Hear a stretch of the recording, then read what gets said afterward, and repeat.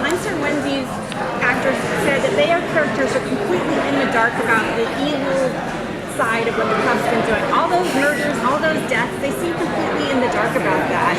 Is that true? How could they possibly be unknowing to all that calamity? You mean Unser and Wendy Yes. in that story? Yeah. Well, I think it's one of the things you have to buy in the show, that we can kill 12 Chinese people in a warehouse and no police officer comes and asks us any questions.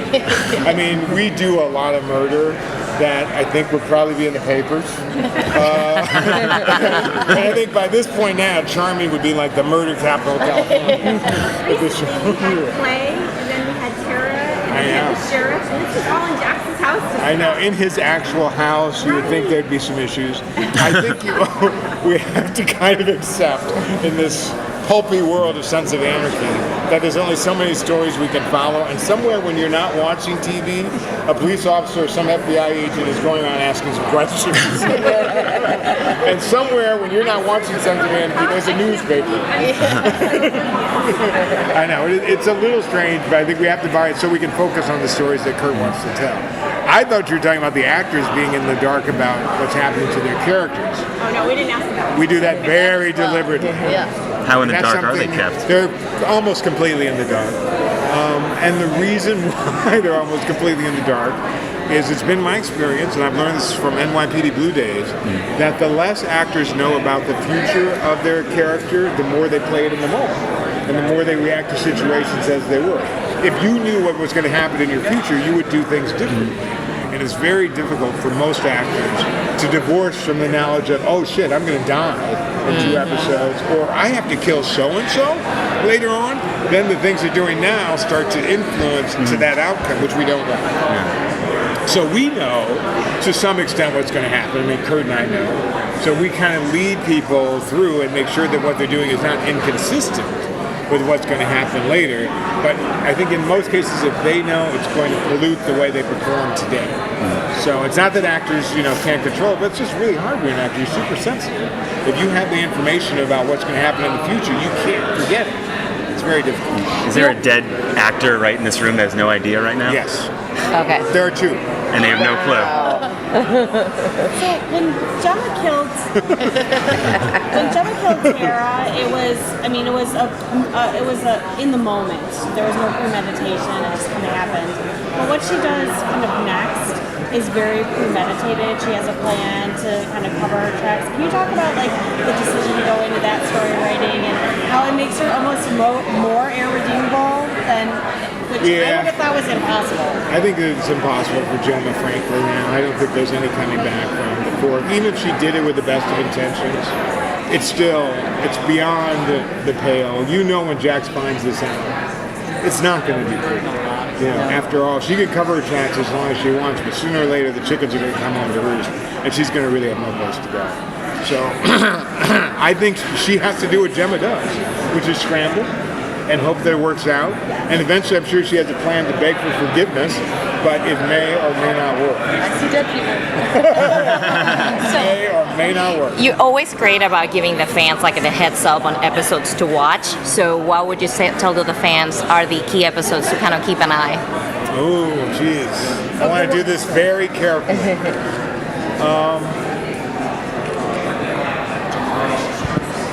Definitely, obviously you got to see the season premiere. There's a lot of hints in the premiere, and some of them are very early in the premiere of what's going to happen later on. Scenes that seem to be just informational about people, I'm going to try not to tease too much.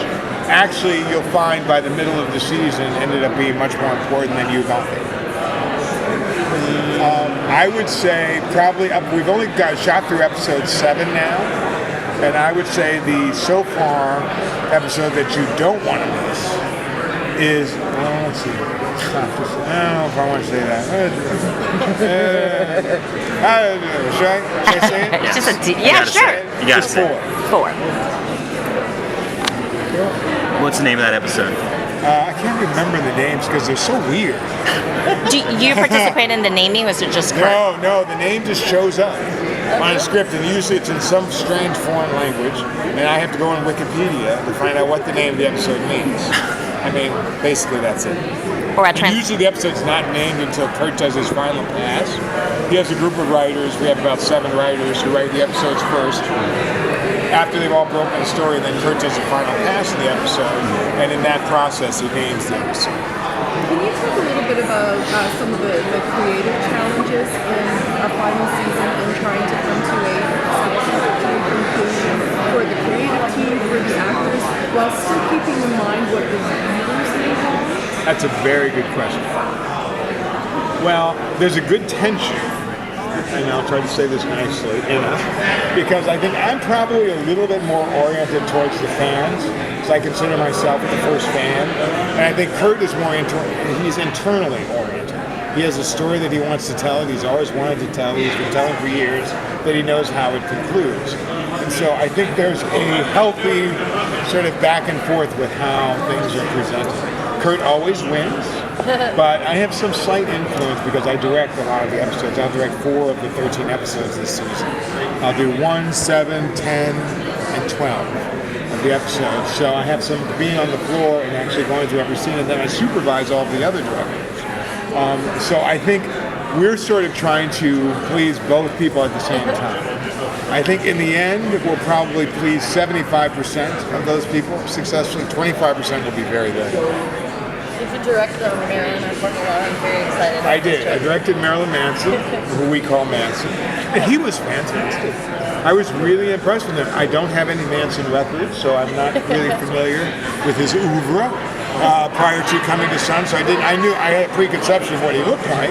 When he arrived on the set, as you've seen from that picture, he didn't look like anything like that at all. The makeup was gone, the lipstick was gone, and he performed in such a simple, compelling, frightening way that we're using him again and again.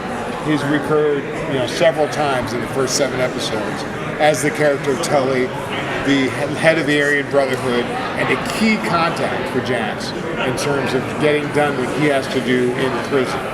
Because some of this story, as you might gather, is going to have to take place in prison because sooner or later somebody's going to have to get arrested. Yes, and you'll have to figure out who. Courtney, I haven't directed. She just did her first scene. She plays a school teacher. So great. And she's completely convincing, and she's one of Abel's teachers, and she's actually kind of fantastic.